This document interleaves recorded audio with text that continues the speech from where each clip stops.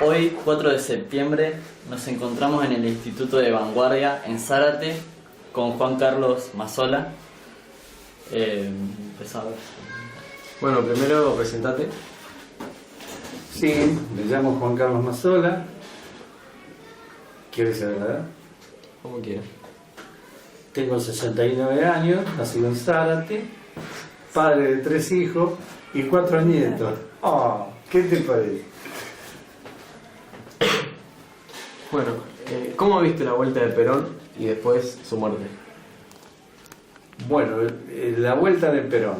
La vuelta de Perón, se insistió tanto por la vuelta de Perón porque teníamos a un presidente que era militar, señor Lanusse, que fue la época de Lanusse fue muy buena para mí fue muy buena, pero quisieron la vuelta de Perón y entonces lo trajo Perón. Lo vi bien, desgraciadamente fue un hombre ya desgastado y tuvo muy poco tiempo en el poder, pero me pareció muy bien la vuelta de Perón. ¿Cómo fue para vos la transición de una democracia a una dictadura militar? Bueno, la dictadura militar dejó mucho que desear, porque la dictadura militar hubo muchas cosas confusas, desapariciones, todas esas cosas. Lo único que nosotros podíamos andar tranquilos por la calle, ¿no es cierto? Porque no pasaban las cosas que pasan ahora. Pero fue muy complejo la vuelta de los militares y hubo ¿cómo te puedo explicar? Se vivieron cosas aberrantes, cosas que no sé. ¿Y vos personalmente apoyaste el golpe? No, de ninguna manera. No, ¿cómo voy a apoyar el golpe? No. ¿Qué sensación era la que vos percibías en la sociedad cuando se produjo el golpe en el 76? Y sentí una sensación como que, no sé, se nos terminaba la libertad de expresión, no nos podíamos expresar, teníamos que tener un comportamiento. Vos imaginate que yo andaba por la calle y me pedían documentos para poder llegar a mi trabajo y todas esas cosas, ¿viste? Está bien, estoy de acuerdo, pero no sé, sentí una sensación muy fea, con el golpe militar, muy fea. Y en el tiempo anterior al golpe, ¿se hablaba del golpe? ¿Era evidente, por así decirlo, que el gobierno de Isabel iba a caer? No. Anterior a Perón, me decís vos. Anterior al golpe. Anterior al golpe. Bueno, anterior al golpe era un problema porque teníamos grupos revolucionarios que no podían andar tranquilos en la calle, se maltrataban, no sé, había no sé, una cosa que no, era una sensación fea también, porque no se podía corregir eso, ¿viste? Hizo falta el golpe de Estado para poder corregir eso, porque eso era incorregible, ya había avanzado tanto que no era incorregible. Fue necesario el golpe de Estado para eso, para lo único que fue necesario, después para otra cosa. Entonces, ¿vos qué creías que iba a suceder después del golpe? ¿Qué creías que iba a suceder después del golpe? Después del golpe. Y después del golpe, ¿qué iba a suceder? Que tendría que volver la democracia, que teníamos que tener otra forma de expresión, poder expresarnos, como ahora, poder expresarnos, estamos en democracia. Ojo que no estamos pasando un momento bueno, porque vos viste lo que está pasando últimamente. Últimamente están pasando cosas que te traen al recuerdo, viste, cosas de desagravio, cosas que la hemos vivido, la hemos palpado, viste. Porque si estamos en democracia, no sé, me parece que no nos merecemos muchas veces pasar por cosas que estamos pasando. Volviendo al gobierno de Isabel, ¿se tenía conocimiento en ese momento acerca del estado policial paralelo al gobierno de Isabel, la AAA? Bueno, eso es otra cosa, ¿viste? La AAA. La AAA fue una cosa que, no sé, te vuelvo a repetir, tuvo que venir un gobierno militar para poder corregir esas cosas, porque ya se iba todo de las manos. La AAA era una cosa que, no sé, parecía que estábamos en dictadura con esa gente, no. Lo vivíamos mal, ¿viste? Mal. Nosotros lo vivíamos mal. Porque nosotros estábamos acostumbrados, querido, a trabajar. A formalizar nuestro hogar, a ser disciplinados, porque veníamos de una conducta distinta, ¿viste? Nuestros padres nos exigían, lo primero que nos exigían era la conducta. Después lo demás, pero aprender a respetar. Y ya era, ¿viste? Ya se había perdido todas esas cosas, ¿no? Después de que el peronismo firme el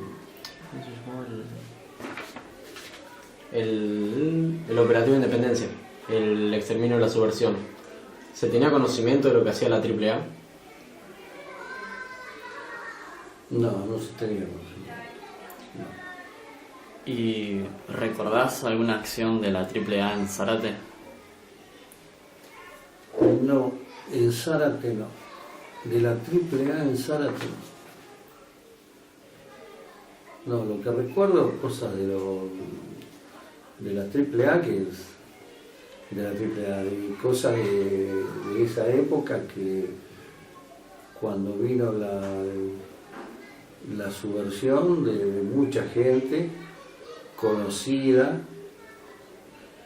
que ninguno no iba a pensar que iban a estar metidos en el tema de la AAA, en el tema de los montoneros, en el tema del ejército revolucionario, ¿viste? Y vos decís, ¿cómo? Estaba amigo, conocido, hijos de amigos. Entonces tenías conocidos ligados a hijas de amigos, organizaciones terroristas. ¿Viste? Era una cosa que se vivía latente a eso. Y vos te pensabas, ¿quién desaparece ahora? ¿Quién desaparece? ¿Quién está metido en esto? ¿Viste?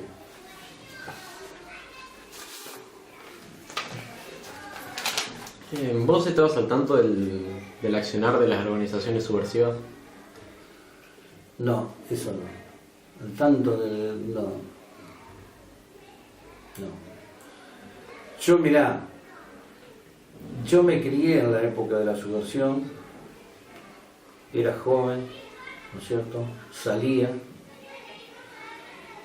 Jamás, una sola vez cuando iba a trabajar, porque yo teníamos la carpintería con mi padre, y una sola vez que vengo caminando, veo que habían rodeado la manzana, ¿no es cierto?, los militares, y me pidieron documentos, y le digo, mire, yo tengo, pero ya mi papá le había avisado que yo había dejado los documentos dentro de un vehículo que lo guardaba ahí en la carpintería, ¿viste? Después no tuve, en otra oportunidad jamás me pidieron un documento, yo andaba tranquilo, ¿viste? Se ve que estaba todo, no sé, los militares ya tenían todo programado, sabían quién era, quién andaba, quién no andaba, ya la tenían toda clara, ¿viste? Lo que sí quisieron mucho. ¿Cómo no?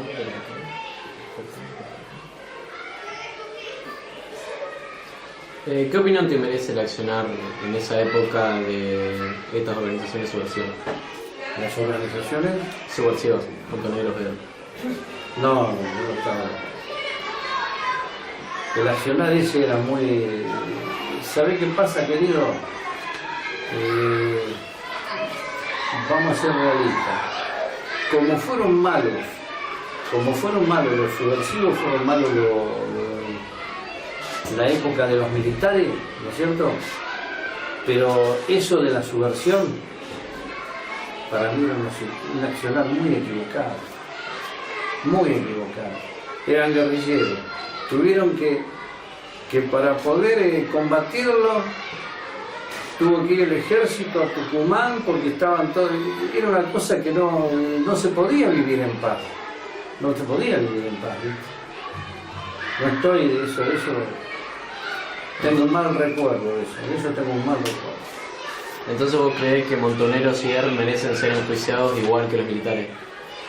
Pero por supuesto, porque acá hay una cuestión, acá tenemos que terminar con que el que la hace las tiene que pagar. Porque yo sea montonero, no puedo ir a matar a un militar, o no puedo matar a cualquiera, no puedo poner una bomba en un lugar público como se ponía. En eso no estoy de acuerdo. En eso no estoy de acuerdo. Porque esta es una sociedad que, puedo decir, los montoneros fueron jodidos, los otros fueron jodidos, pero no se puede, qué sé yo, hacer las cosas que se hacían, porque estamos, no sé, para mí estaban fuera de control, no estoy de acuerdo. ¿Vos pensás que si Isabel hubiese renunciado, la historia hubiese sido otra? Yo pienso que sí. Yo pienso que el error de Perón fue ponerla a la mujer como vicepresidenta. ¿Por qué te voy a decir? Porque en aquel entonces la fórmula que habían hecho era Perón-Balbín. Que a lo mejor ustedes no lo saben, era Perón-Balbín.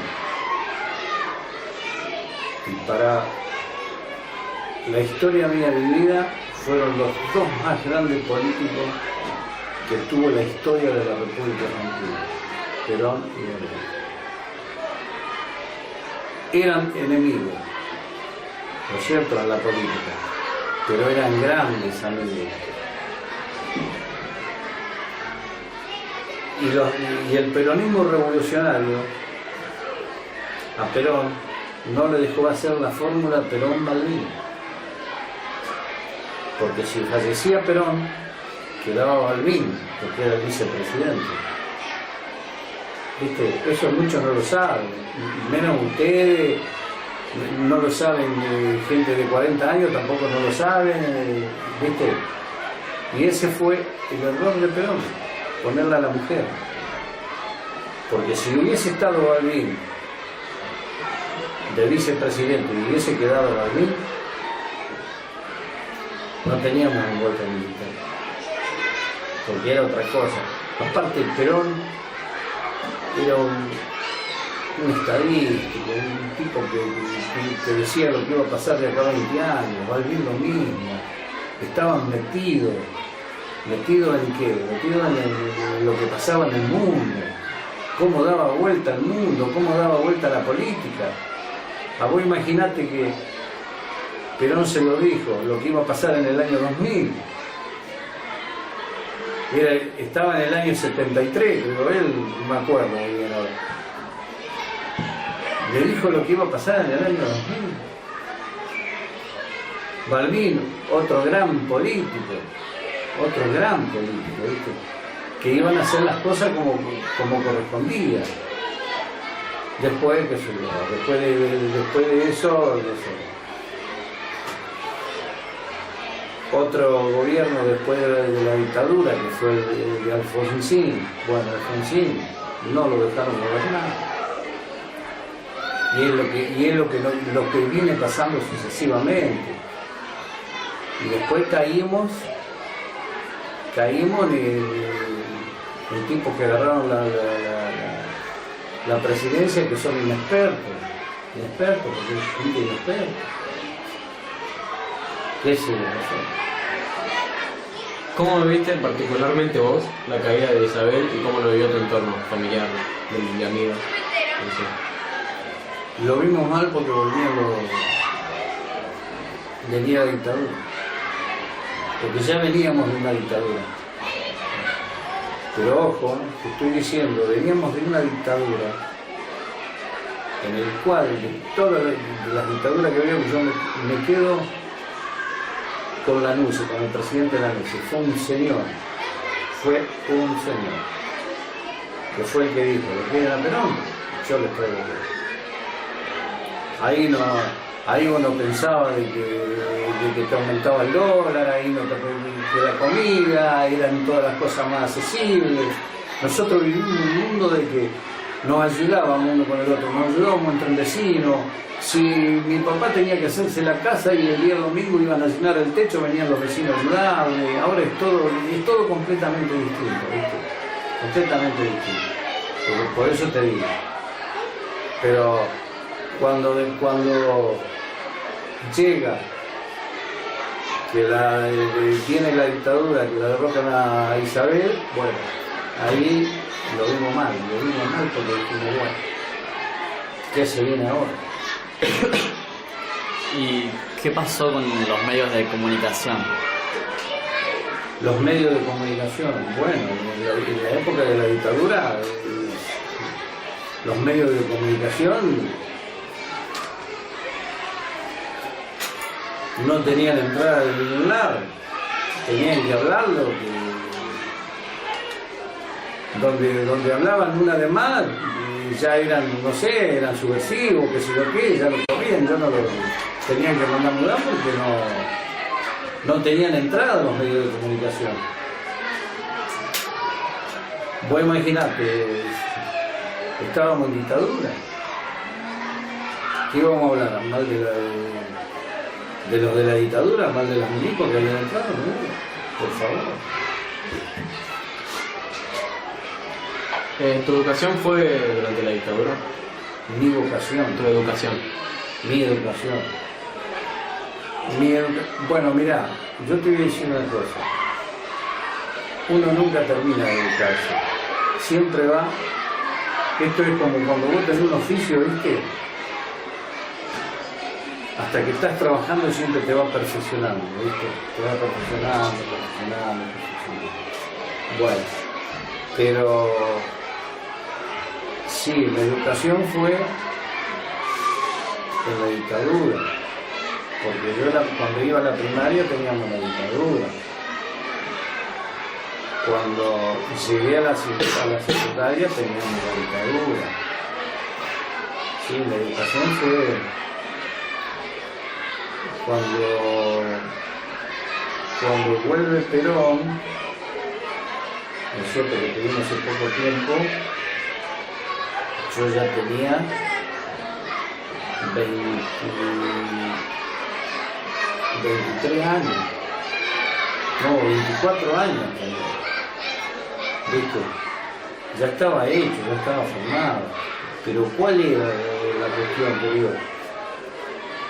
Antes, en la época de que yo me crié, la educación, tenía muchos de tus abuelos, de tus padres y de tu escuela. La escuela era distinto, por lo que yo veo, mi manera de pensar, era distinto a lo que es ahora.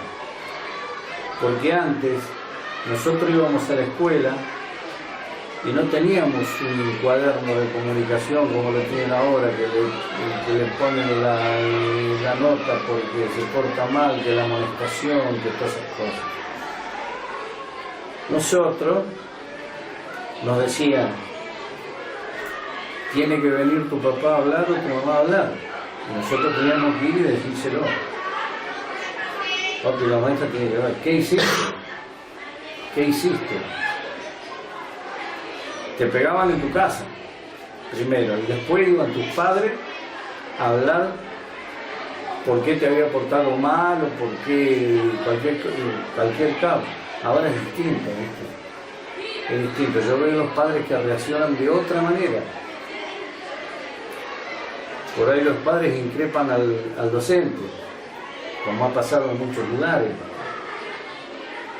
¿Viste? Y el docente está para enseñarte y está para educarte. Y te voy a decir uno.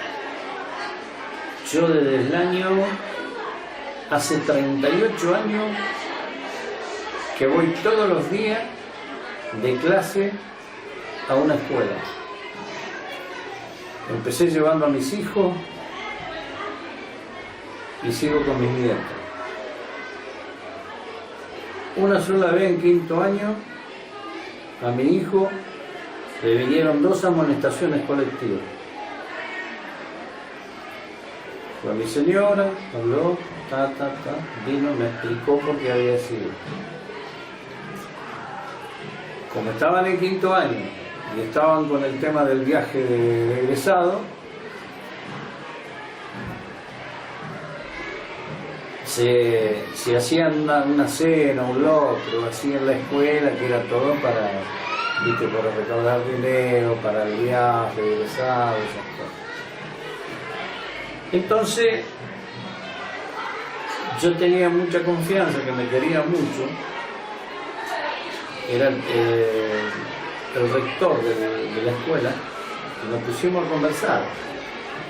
Y yo le pregunto por mi hijo, ¿por qué le habían puesto las 2 amonestaciones? Y me dijo, no, y si con tu hijo no pasa nada, si fueron colectivas, que es un grupo tan unido que no le sacás una ni una, no se van a defraudar entre ellos, no se van a pasar. Bueno, y ahí aproveché la oportunidad y le dije, fíjense, le digo, que la profesora que puso estas 2 amonestaciones, yo siento hablar mal de los chicos de tercero, de los de cuarto y los de quinto. El preceptor, el rector me pregunta quién era la profesora. Y yo le digo, no, eso lo tiene que saber la escuela, porque es un derecho de la escuela. Yo no tengo por qué decirle quién es la profesora. Entonces se da cuenta y me dice, la profesora que vos me hablás, el año que viene toma intervención en la escuela y no va a estar más. Porque el problema era, ¿viste? Era la profesora como escribe. Ahí fallaba la profesora. Entonces, ¿viste? No, y siempre me ocupé, y siempre le inculqué el estudio. Mi hijo hizo nivel terciario y me venía con las notas y me saqué esto. No, yo quiero el diploma. Y yo quiero el diploma. Y a todos los chicos de tu edad y más chicos, le digo, a veces me pongo a conversar y les pregunto, ¿a dónde va? Así es, estudiar. Y siempre le digo, estudien. Y fíjense por dónde ando. Fíjense en la junta, fíjense en todas esas cosas. Si hay un chico que se desvía, ustedes mismos son 10 y hay uno que se desvía, ustedes mismos tienen que agarrar, que mirá. Entonces tratar de pasar y enseñarlo y lo van llevando. Pero si ya entre los 10 hay uno que se desvía, viene y se desvía el otro, al otro día se desvía el otro, entonces ahí no llegamos a nada. Siempre le inculco. En el año de mi hijo, todo lo que fue primaria y secundaria, tuvieron ellos un compañero sordomudo. tenía sus profesores, como corresponde, pero aparte de los profesores eran 30 y 29 le enseñaban lo que no les quedaba sin enseñar, hasta que superó todo. Ahí está el compañerismo. Eso es lo que tienen que buscar ustedes. Vos imaginate, nene. ¿Tu papá cuánto paga la escuela? ¿Tu papá cuánto paga? Hay padres que están haciendo un sacrificio terrible para mandar a la escuela a los chicos. La escuela es paga, ¿sí? Entonces, estudian. Métanselo en la calle y estudian. Siguiendo con la educación, en esta época, ¿viste una bajada de línea política bien clara en la educación? No. Una línea política. No. La verdad que no. Una línea política en la educación me están preguntando vos. Si está limitada la educación. Después del golpe durante la dictadura. Limitada en el sentido a lo mejor de, no sé, en la enseñanza, sí, pero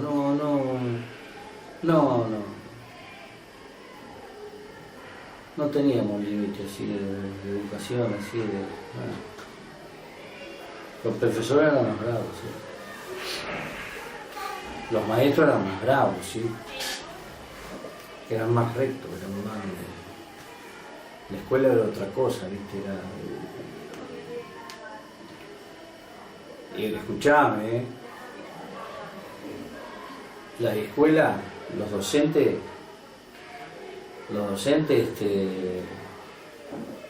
están siempre atrás de los alumnos, están siempre atrás de los alumnos. Lo que pasa es que esto creció tanto, hay tanto, la ciudadanía creció tanto, viste vos fijate que las escuelas están todas colapsadas, mucho. Y aparte tenemos que entender, porque yo siempre le digo a los chicos, ustedes, es como dijo el Papa, tienen que escuchar a los viejos, escuchen a los viejos, porque los viejos saben mucho, aunque les parezca mentira. Tus abuelos saben un montón de Dios. Esa gente de antes sabe un montón. Y vos sabés el problema que nos hacemos los abuelos con todas las cosas que pasan. Porque yo digo, yo el otro día estaba con él, ¿no es cierto? Y le preguntaba, ¿salís? ¿Vas al boliche? No, me parece mejor. Parece lo más correcto. No te digo de que vos tengas una salida, así, porque hoy en día está bravo. Bueno. Con respecto a tu rutina diaria, ¿qué cambió en la época del peronismo, después con la dictadura y después con la vuelta a la democracia? A mí no me cambió nada.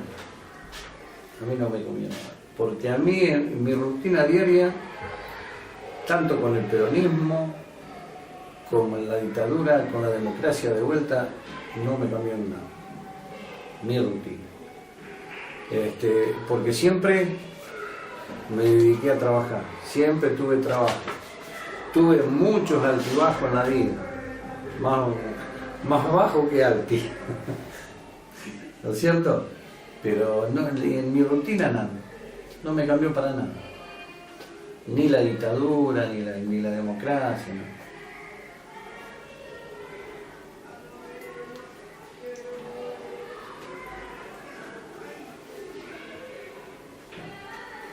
Sí.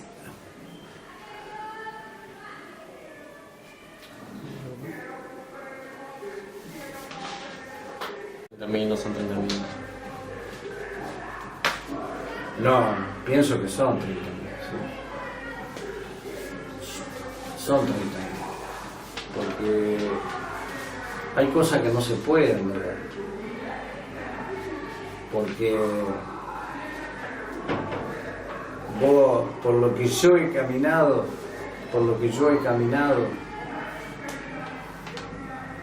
no he caminado mucho, ¿viste? Pero he andado en muchas ciudades. Vos vas a Córdoba, desaparecieron mucho, vas a Entre Ríos, desaparecieron mucho, vas a Mendoza, desaparecieron mucho, vayas donde vayas, desaparecieron mucho, y eso va sumando y sumando y sumando.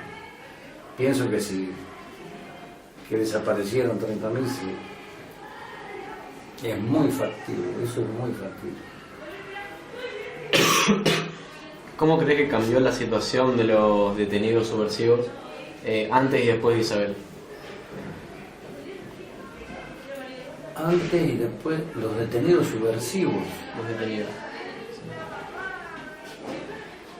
Antes de Isabel, bueno, antes de Isabel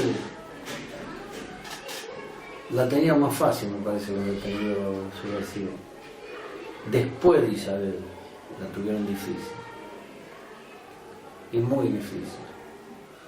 Porque he conversado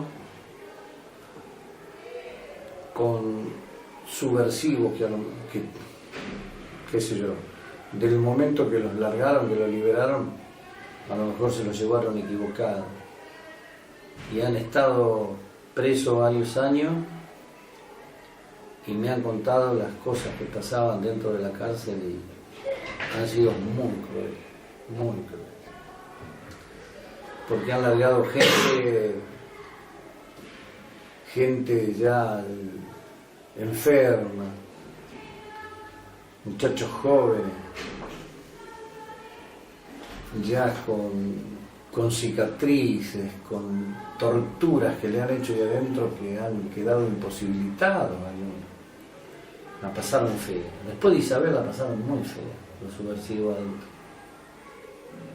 ¿En esa época eras militante vos? Si era militante, no. Yo sabía que en esa época que era militante al laburo, a mantener mi hogar, dar la educación a mis hijos y poder llevar las cosas bien. Porque gracias a Dios mi papá me enseñó un oficio y siempre tuve laburo. Y siempre laburé, pero militante no. Estuve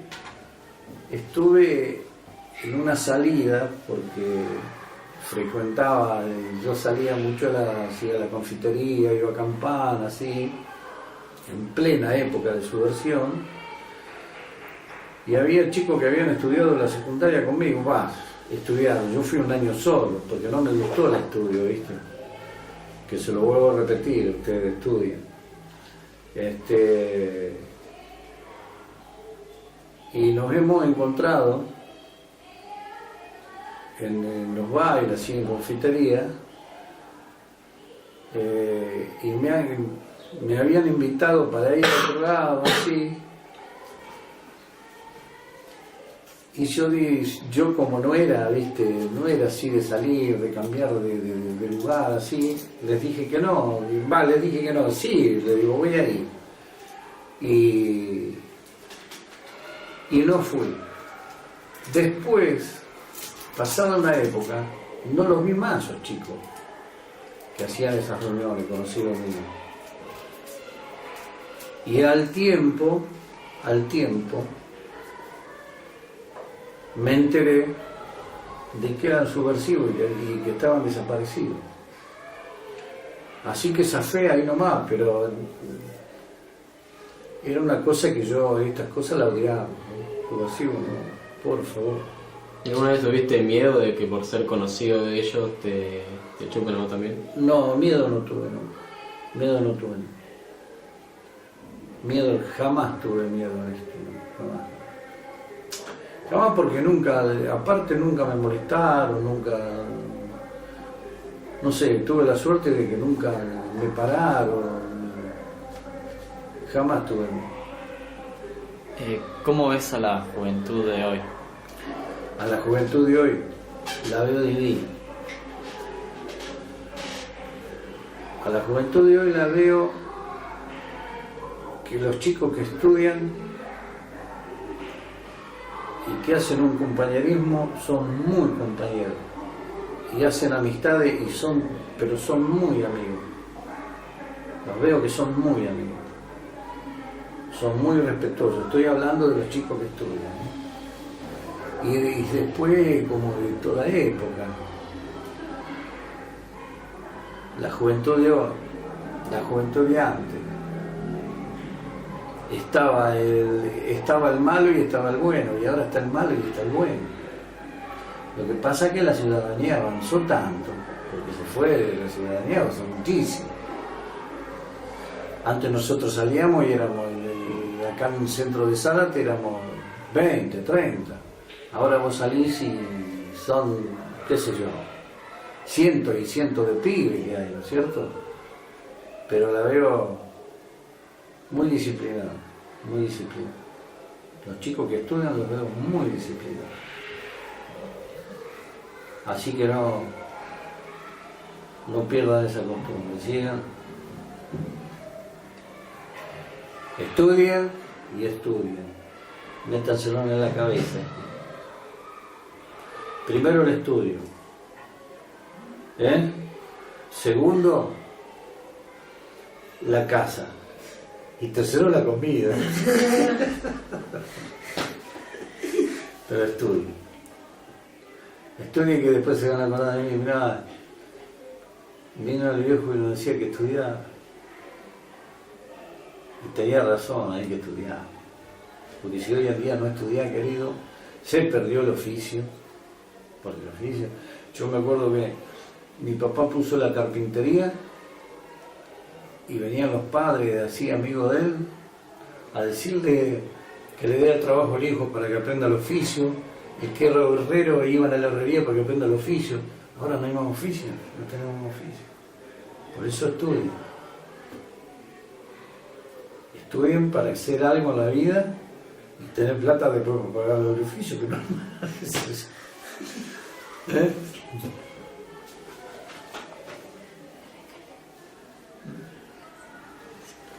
Bueno, gracias por tu tiempo. No, gracias. ¿Qué te pareció la entrevista? Gracias a ustedes que me recibieron y no sé, nada más. Busquemos de hacer todas estas entrevistas, todo lo que más se pueda, porque son entrevistas interesantes. Yo te estoy hablando de la época del 63, 64, de esta parte, ¿no es cierto? Me expresé lo que pude, pero hay personas que, viste, si vos le haces otro tipo de preguntas te la van a contestar y de ahí uno aprende, porque de ahí se aprende, de ahí se aprende.